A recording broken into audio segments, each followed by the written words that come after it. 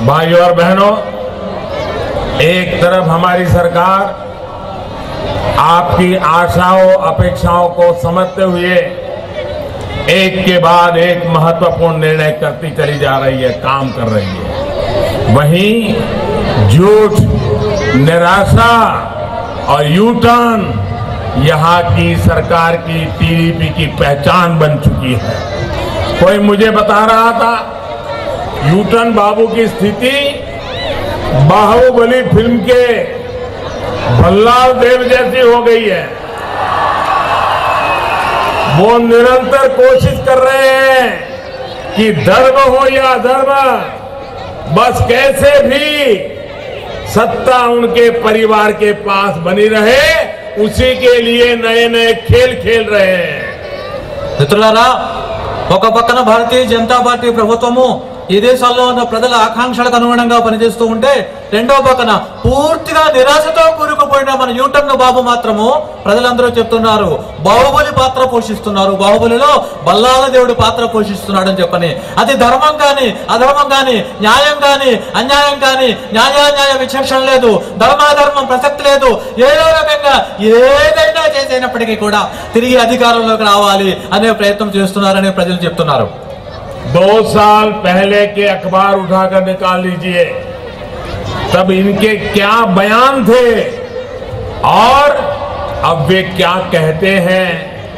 खुद कुछ नहीं कर पाए, इसलिए दूसरों के मत्थे पर पाप मर गए। ऐसे नेतृत्व पर आंध्र प्रदेश की जनता कभी भी विश्वास नहीं कर सकती। దయచేసి 2 సంవత్సరాల క్రితం పేపర్లు మీరు తిరగేయండి.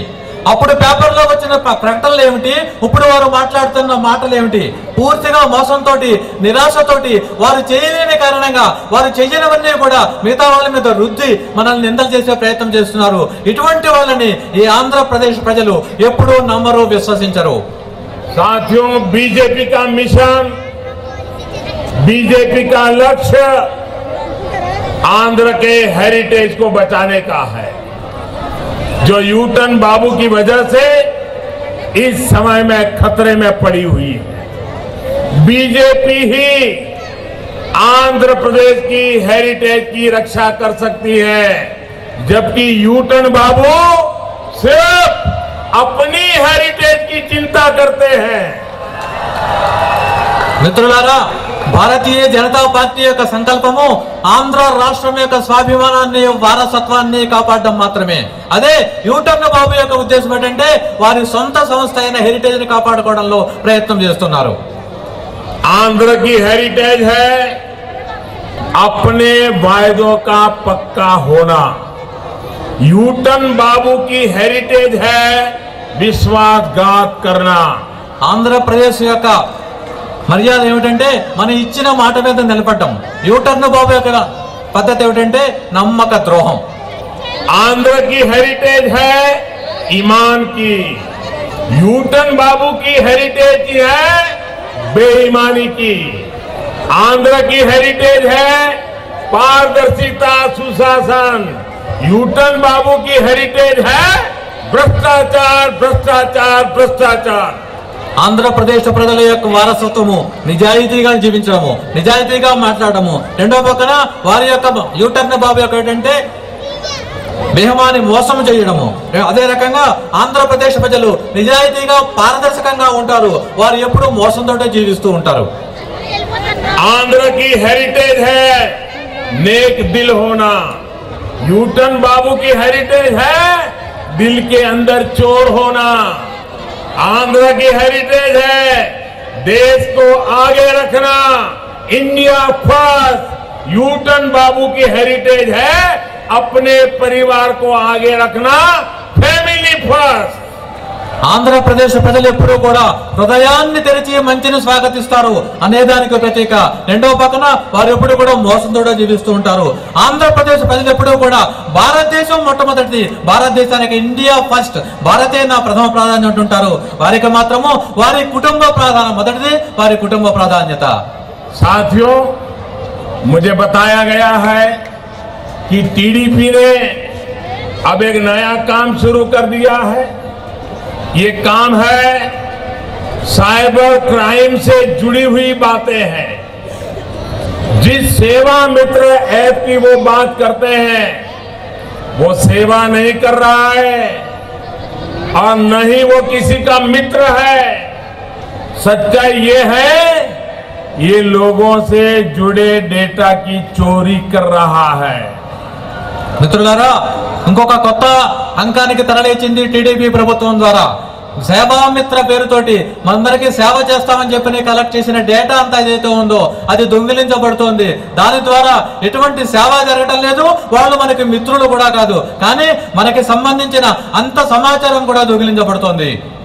सोचिए, जो आपसे जुड़ी जानकारियों की, आपसे जुड़े डेटा की चोरी कर सकते हैं, वो पूरे राज्य के संसाधनों का क्या हाल करेंगे?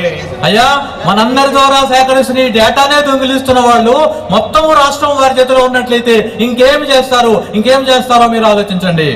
भाइयों और बहनों, आपके इस चौकीदार की सरकार ने आतंकवाद के खिलाफ भी सीधा प्रहार किया है। आतंकियों को घर में घुस करके मारा है।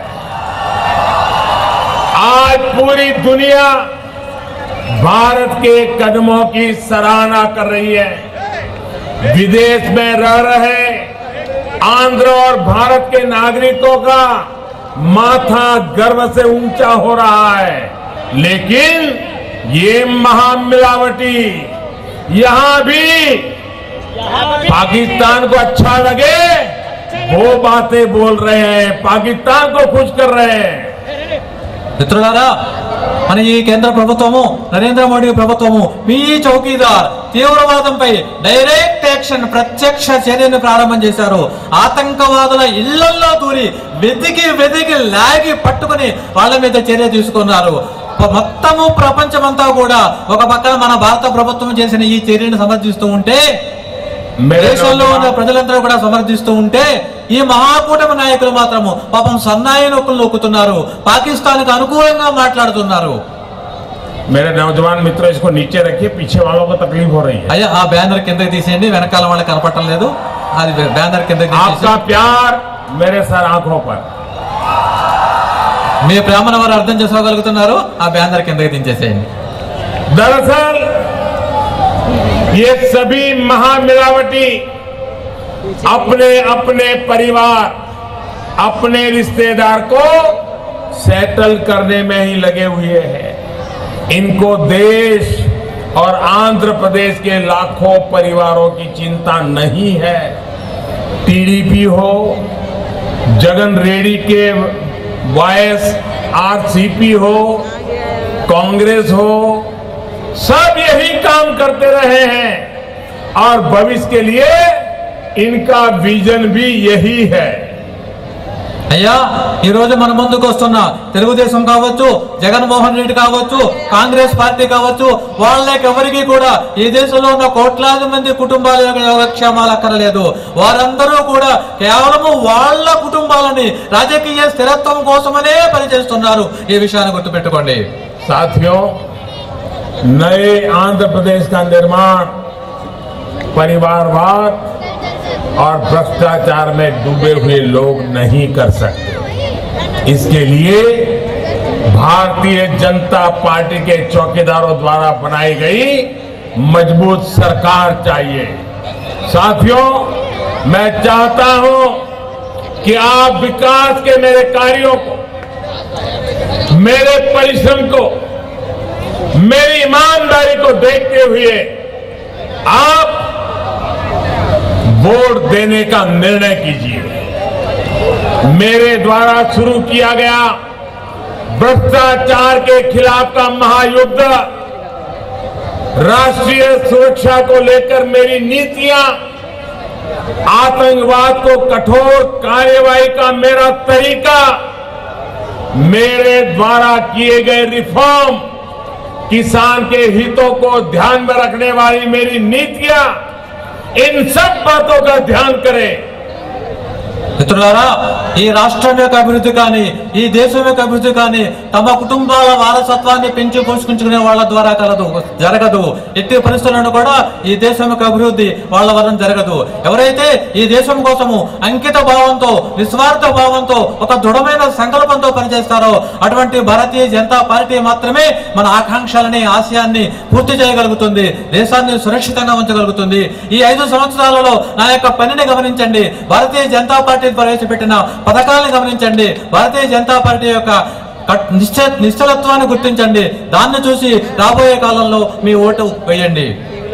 मैं आप लोगों से आग्रह करता हूं कि 21वीं सदी के भारत को और मजबूत करने के लिए, एक समृद्ध शक्तिशाली भारत बनाने के लिए मुझे अपने कार्यों को आगे बढ़ाने का आप अवसर दें।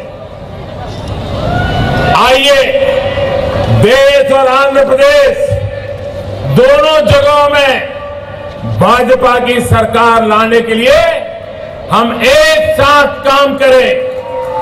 11 तारीख को कमल के निशान पर बटन दबाकर अपना संकल्प सिद्ध करें। మిత్రులారా, నేను మిమ్మల్ని అందరినీ కోరుతున్నాను, 20వ శతాబ్దం ఏదైతే ఉందో దాన్ని మరింత దృఢవంతంగా మరింత శక్తివంతంగా చేయడానికి, ఒక సమృద్ధ శక్తిశాలి భారత్ నిర్మాణం చేయడానికి నేను చేస్తున్న ఈ పనులు ఏదైతే ఉన్నాయో మరింత శక్తివంతంగా మరింత వేగంగా ముందుకు తీసుకోవడానికి మీ అందరి యొక్క ఆశీర్వాదాలు కావాలి. రండి, మనమందరము కలిసి మన ఆంధ్ర రాష్ట్రాన్ని కేంద్ర సర్కారుని దృఢపరచడం ద్వారా కలిసి పనిచేద్దాము. రేపు రాబోయే మే 11వ తేదీ జరిగే ఓటు విషయం ఏదైతే ఉందో దానిని కమలం గుర్తుకే వేసి దృఢమైన భారతీయ జనతా పార్టీని కేంద్రంలో ఏర్పాటు చేసేట్లాగా ప్రయత్నం చేయండి. ఏప్రిల్ 11వ